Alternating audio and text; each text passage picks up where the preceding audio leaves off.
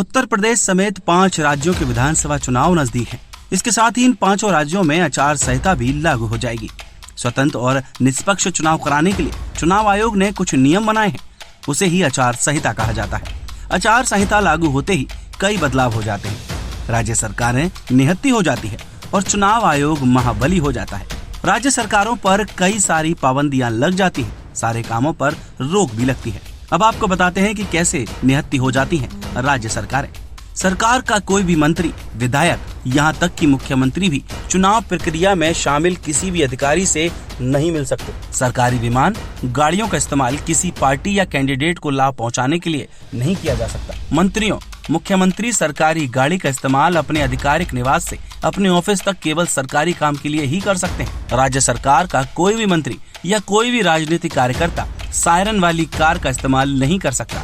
राज्य और केंद्र के अधिकारी, कर्मचारी चुनाव प्रक्रिया पूरी होने तक चुनाव आयोग के कर्मचारी की तरह काम करते हैं। आचार संहिता में सरकार किसी भी सरकारी अधिकारी या कर्मचारी का ट्रांसफर या पोस्टिंग नहीं कर सकती। अगर किसी अधिकारी का ट्रांसफर या पोस्टिंग जरूरी भी हो तो आयोग की अनुमति लेनी होगी। आचार संहिता के दौरान सरकारी पैसे का इस्तेमाल विज्ञापन या जनसंपर्क के लिए नहीं हो सकता। अगर पहले से ही ऐसे विज्ञापन चल रहे हो तो उन्हें हटा लिया जाए। किसी भी तरह की नई योजना, निर्माण कार्य, उद्घाटन या शिलान्यास नहीं हो सकता। अगर पहले ही कोई काम शुरू हो गया है तो वो जारी रह सकता है। अगर किसी तरह की कोई प्राकृतिक आपदा या महामारी आई तो ऐसे वक्त में सरकार कोई उपाय करना चाहती है तो पहले चुनाव आयोग की अनुमति लेनी होगी।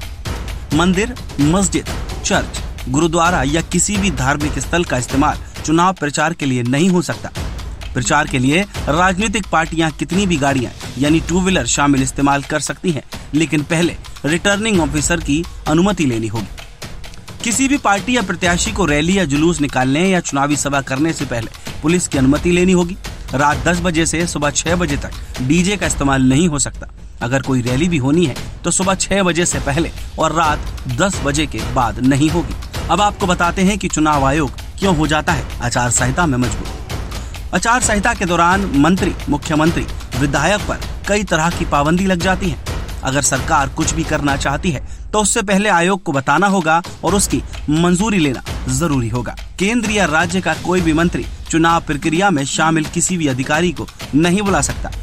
अगर कोई भी प्रत्याशी आचार संहिता का उल्लंघन करता है तो उसके प्रचार करने पर रोक लगाई जा सकती है।